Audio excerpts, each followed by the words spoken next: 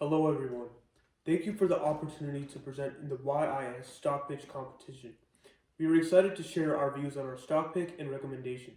But before we jump into the presentation, let us introduce ourselves. I am Rishi Sundaram and I'm from Ashburn, Virginia, and I'm currently a senior at Rockridge High School. Hi, I'm Rahul Sundaram. I'm a freshman at Rockridge High School and I'm also from Ashburn, Virginia. I'm excited to join Rishi here for this presentation. So, what do Michael Jordan, LeBron James, and Tiger Woods all have in common? Well, they are a part of Nike, the company that we are presenting, because we wanted to come up with a name that was personally familiar for us. Here, we would like to give you a high-level overview of the company. Nike is the world's largest seller of athletic footwear and apparel, but they also sell sports equipment. Nike's global market share was 16.4% in 2024, which is higher than the 9% market share held by its nearest competitor, Adidas. Nike's market capitalization at the current share price is about $98 billion.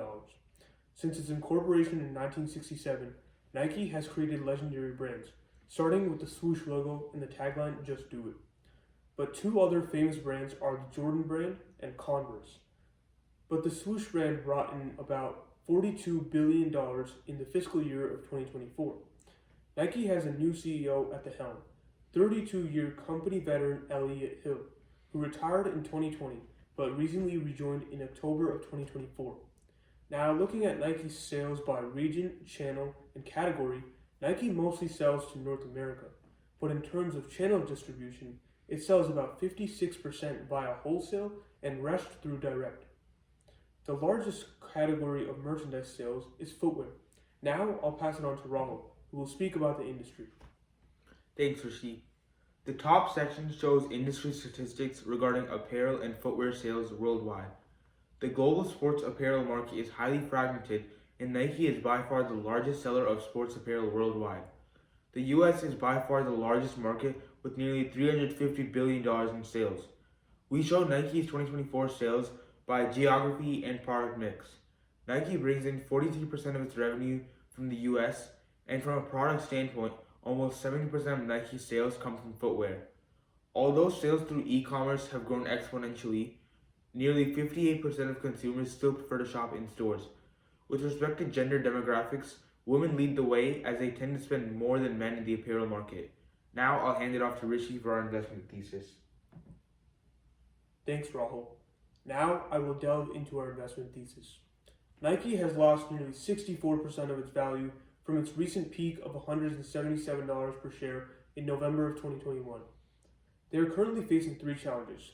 The first is related to its relationship with wholesale and retail patterns.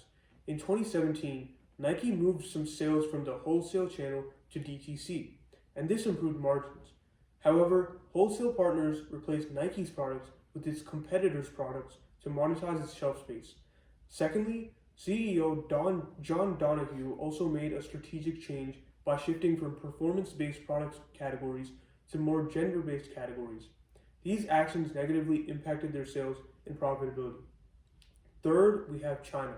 Pre-COVID, China was a solid market for Nike until they issued a statement driving many China customers away.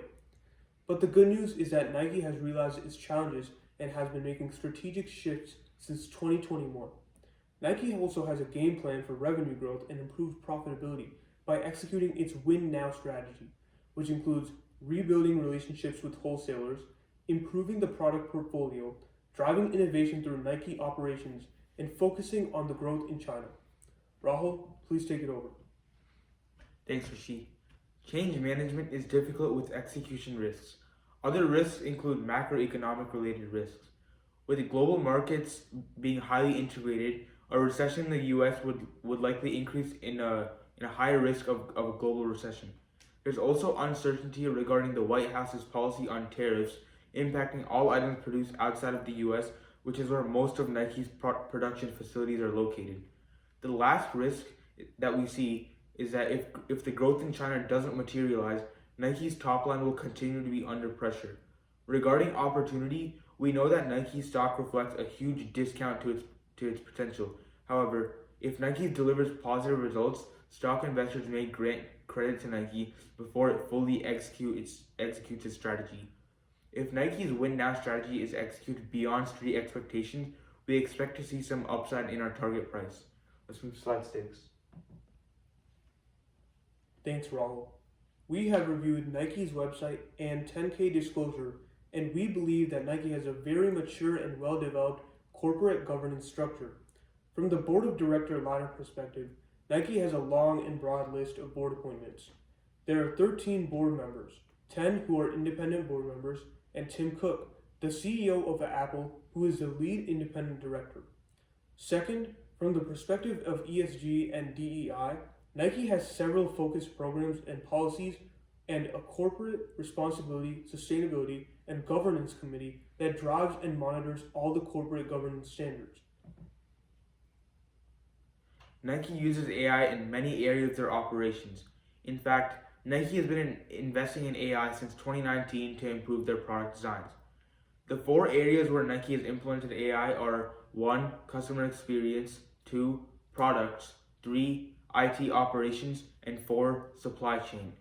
Some examples of AI usage would include an app that provides better customer experience through accurate shoe fitting technology, and in supply chain, they use AI to predict the forward demands and product popularity. Primarily, they use athlete performance data to evaluate and optimize their products. We triangulated to our target share price using 3 industry standard valuation methodologies. First, the PE ratio based valuation. With the ratio applied to a 12-month forward earnings per share, we use a 31 times PE ratio and applied it to the FY27 earnings per share of $3.11, which gives us around a 12 to 15 month price target of $96 per share. Second, we use a dividend yield based valuation. Nike's current dividend yield is 2.2% at its current stock price of $65.80. Our target price of $96 is representative of a 1.5% dividend yield. We calculate Nike's dividend yield for the period 2022 to 2023 as a range of 0.84% to 1.27%. Lastly, we use an EBITDA multiple based valuation and a 15 times exit multiple at 8% WACC, which yielded a $94 stock price.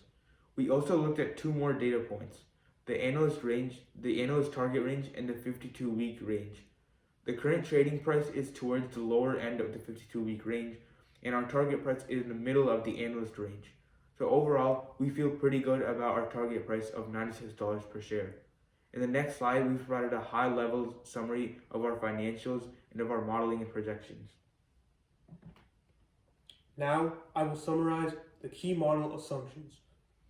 For revenue, we modeled FY25 based on company guidance, which is about 10% down. Based on the 4Q25 guidance and the commentary on actions taken by the company and its impact to the FY26 financials, for revenue, we have modeled a 10.5% decline in FY25 that includes 4Q25 being down by 16% as guided by the company.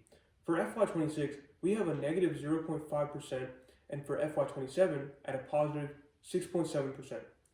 For the cost of goods sold, we have modeled higher costs in FY25 and FY26, about 57% of revenue. For FY27 and beyond, we have modeled 20 to 30 basis points gross margin expansion. For operating expenses and operating margin, we believe a similar trend will follow, where we expect OPEX being higher in FY25 and FY26, and then come down over time starting FY27 as higher SG&A expenses related to the investments being made cycle through the P&L.